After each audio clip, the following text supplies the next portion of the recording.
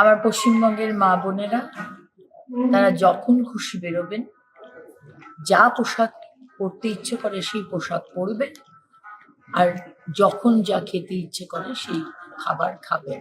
পশ্চিমবঙ্গে পালাবদল হয়েছে এবং সেই পালাবদলের পরেই নতুন রাজ্য সরকার বিজেপি সরকার কিন্তু নারী সুরক্ষা এবং নারী স্বাধীনতার ওপর একটু বেশি জোর দিচ্ছে। কেননা নারী ও শিশু কল্যাণ মন্ত্রী অগ্নিমিত্রা পাল তিনি বলেছেন যে নারীরা যখন খুশি যেখানে খুশি তারা যাবেন, যেই সময় খুশি তারা বেরোবেন, যেই পোশাক তাদের পরতে স্বাচ্ছন্দ্য মনে হয় সেই পোশাক পরবেন এবং যেই খাবার তাদের খেতে ইচ্ছা করে সেই খাবার তারা খাবেন। এই বিষয়টা নিয়ে স্বাভাবিকভাবেই নেট দুনিয়ায় সমালোচনা হচ্ছে। এ বিষয়ে আপনার প্রতিক্রিয়া কি? ভাগ ভাগ করে যাই। আমার মনে হয় যে এই সরকার ক্ষমতায় আসার আগে একটা কথা ভীষণ চলছিল যে বিজেপি সরকার নারী বিদ্বেষী এবং বিজেপি সরকার এলে মেয়েদের ক্ষমতা ভীষণ খর্ব করা হবে, মেয়েদেরকে প্রায় ভেতরে ঢুকিয়ে দেওয়া হবে। এবং সারা ভারতবর্ষেই বিজেপি সম্পর্কে কিন্তু এটা চলে যে মেয়েদেরকে ওনারা ভীষণ ছোট চোখে দেখেন, ভেতরে ঢুকিয়ে দেওয়া হবে, মেয়েরা স্বাধীনতা পাবেন না। কাজেই একটা তো এটা কারণ হবেই হয়তো যে ওনারা এসে এটা খুব পরিষ্কার করে দিলেন যে না, মেয়েদের সঙ্গে এরকম কিছুই করা হবে না, মেয়েরা হয়তো আরো অনেক বেশি স্বাধীনতা নিয়ে বাঁচতে পারবেন। এর মধ্যে ঠিক আছে, অত্যন্ত আনন্দের কথা।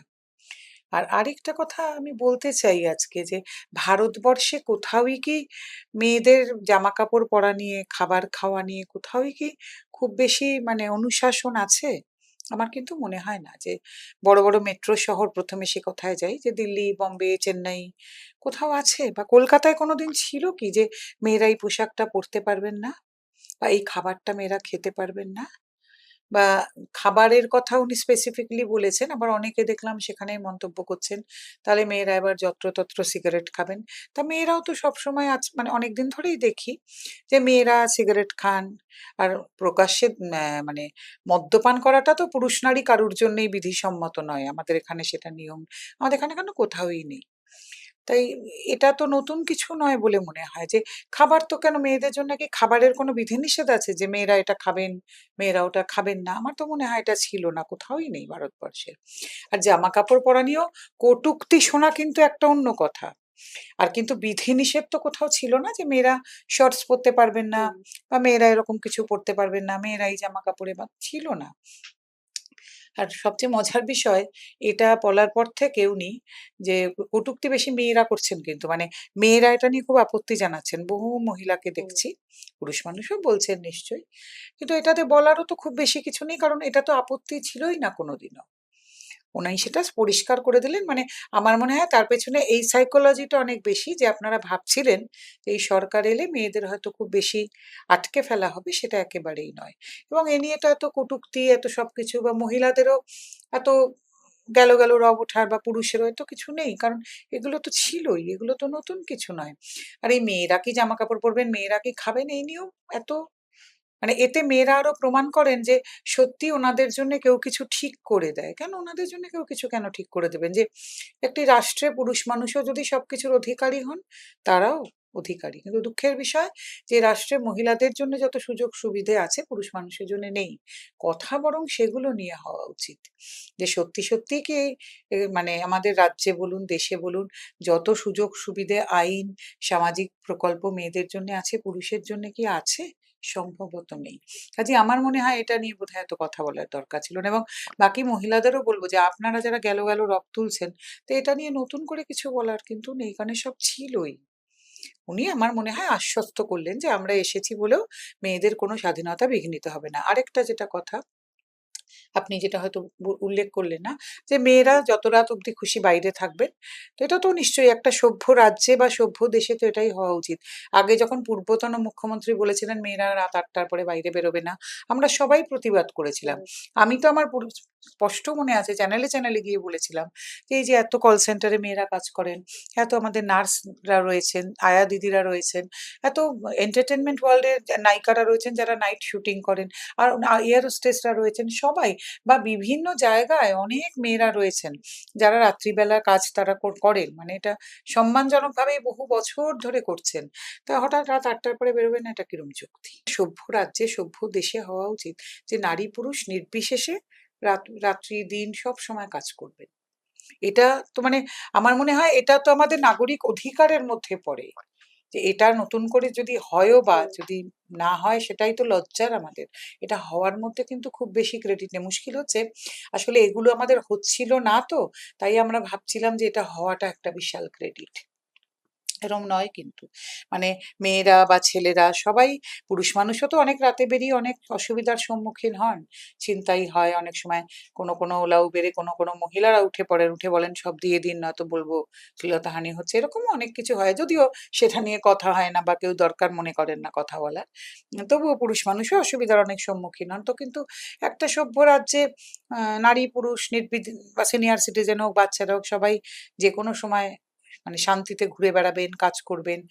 বাড়ি না ফিরতে দেরি হলে বাড়ির লোকের দুশ্চিন্তা হবে না।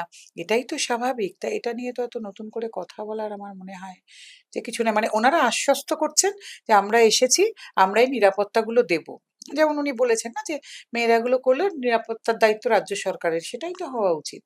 যে মানে যেকোনো রাষ্ট্র বা সরকার তারা তো জনগণের নিরাপত্তা দেওয়ার জন্যই আসেন। আমার মনে হয় এটা একটা অত্যন্ত ঠিক কথা যে যেগুলো উনি বলেছেন। এটা নিয়ে মহিলা বা পুরুষ কারোরই এত গেলো করার কিছু নেই, কারণ এগুলো আগেও জামা কাপড় পরা, খাবারের স্বাধীনতা নারীদের ছিল। বরং উনি নারীদের আলাদা করে স্বাধীনতাগুলো দেবার কি আছে, এগুলো তো ছিল, নারী পুরুষ সবারই ছিল, আছে। আমার মনে হয় যে এটাই স্বাভাবিক একটা সুস্থ রাজ্যে বা সুস্থ রাষ্ট্রে, এটাই স্বাভাবিক। অন্যদিকে সরকারি বাসের জন্য মহিলাদের ভাড়া দিতে হবে না, তাদের জন্য সেটিকে ফ্রি করা হয়েছে। এটা নিয়ে একটুখানি আমি কথা বলবো, কারণ অনেক নারীও লিখছেন যে তারা এটা চান না। কেমন তার থেকে অনেক দুস্থ মানুষও আছেন, তার মধ্যে পুরুষ মানুষ বলুন বা ছাত্রছাত্রী যারা বা প্রতিবন্ধী আছেন অনেক মানুষ, তাদের কথাটা বোধহয় একটু, একজন প্রতিবন্ধী পুরুষ আর একজন একদম সুস্থ সক্ষম চাকুরিরতা নারী একই বাসে উঠলেন, তাহলে মনে হয় যে কার জন্য ভাড়াটা ফ্রি হলে ভালো হতো। কারণ বহু নারীও কিন্তু এটা নিয়ে প্রতিবাদ করছেন। আমার মনে হয় সুস্থ সক্ষম বা যারা যোগ্য নারী তারা নিজেরাও বোধহয় খুব একটা পছন্দ করছেন না এটা। এনিওয়ে, এটা তো ওনাদের ডিসিশন, ওনারা আগেও এসে বলেছিলেন, অনেক রাজ্যে আরো চালু হুম। আছে। এটা তো সম্পূর্ণ ওনাদের ব্যক্তিগত ব্যাপার। কিন্তু আমার মনে হয় নারীদেরকে এইভাবে, এটা বোধহয় একটু নারীদেরকে দুধভাত করে রাখারই একটা মানে কথা। আমার মনে হয় অনেক নারী যারা সুযোগ্য নারী তারা বোধহয় নিজেরাও এটা চান না, আমার মনে হয়। তো সেই ক্ষেত্রে একটু মানে প্রতিবন্ধী মানুষ যারা বা ছাত্রছাত্রী স্কুলের, তাদের কথাটা ভাবলেও বোধহয় একটু ভালো হতো। ছাত্রীরা হয়তো পাবেনই এটা, কিন্তু একটু সেই স্কুলের ছাত্রদের কথাও এটা ভাবলে আমার মনে হয় একটু ভালো হতো। আরো একটি প্রসঙ্গ, আরজিকর ফাইল খোলা হবে, এই কথাটা বিজেপি সরকার ভোটের আগেই তারা প্রতিশ্রুতি দিয়েছিলেন এবং তারপরেই দেখলাম গতকাল 3জন আইপিএস কে সাসপেন্ড করা হয়েছে। কি বলবেন? নিশ্চয়ই এটা তো একটা কাম্য বিষয় ছিল। একটি মেয়ে এভাবে চলে গেছেন কর্মক্ষেত্রে, তার সম্পর্কে তো এটা কাম্য ছিল। তবে আমি ওনাদের কাছে একটা অনুরোধ করব, তার ঠিক আগের বছর 9th আগস্ট যাদবপুরে চলে গিয়েছিলেন একটি বাচ্চা ছেলে স্বপ্নদীপ। যদি সম্ভব হয় সে ব্যাপারটাও একটু দেখবেন। কারণ আমরা যারা পুরুষ মানুষ নিয়ে কাজ করি, ওটাও তো একটা কম ন্যাক্কারজনক ঘটনা নয়। তার গলা থেকে তার তুলসী মালা ছিঁড়ে ফেলা হয়েছিল। এটা আপনাদের মনে করিয়ে দিতে চাই। এবং একটি ছেলে পড়তে গিয়েছিল, 18 বছর বয়স, গ্রাম থেকে দু চোখে স্বপ্ন নিয়ে এসে, যদি আপনাদের পক্ষে সম্ভব হয় সেই ফাইলটাও খোলার একটু ব্যবস্থা করবেন। সেও বাবা মায়ের একটিমাত্র সন্তান, তার বাবা মার খবর কিন্তু কেউ রাখেননি, তারা কেমন আছেন একটিমাত্র সন্তানকে হারিয়ে। যদি আপনাদের পক্ষে সম্ভব হয় তার ফাইলটা একটু খোলার ব্যবস্থা করবেন, তাহলে আমরা আপামর পুরুষ অধিকার কর্মী আপনাদের কাছে কৃতজ্ঞ থাকবো। আর আরেকটা কথা আজকে বলতে চাই, যেহেতু শ্রীমতী অগ্নিমিত্রা পাল দায়িত্ব নিয়েছেন নারী ও শিশু মন্ত্রকের, যে আপনি তো বলছেন যে বারবার দায়িত্ব রাজ্য সরকারের, মেয়েদের জন্য অনেক কিছু, নিশ্চয়ই আপনি অনেক কিছু করবেন। তখন আরেকটা কথা বলবো যে এই যে নারীদের সুরক্ষার কথা বলছেন, তো সেই নারীদের মধ্যে যেন পুরুষ মানুষের মা বোন, কখনো কখনো স্ত্রী মেয়ে তারাও পড়েন। একটু যেন আপনার অধীনেই তো নারী মানে ওমেন্স কমিশন তৈরি হবে বা চাইল্ড কমিশন, সেই ওমেন্স কমিশনে যেন পুরুষ মানুষের মা বোন স্ত্রী বা মেয়ে গেলেও তাদের কথা একটু শোনা হয়, যেন তাদের কথা ভাবা হয়, যেন তারা বিচারটা পান। বা চাইল্ড কমিশনে বাবারা গেলে যেন তাদের কথা একটু শোনা হয়, যে তারা দিনের পর দিন তাদের সন্তানকে দেখতে পান না। এটুকু অনুরোধ করবো আর কি।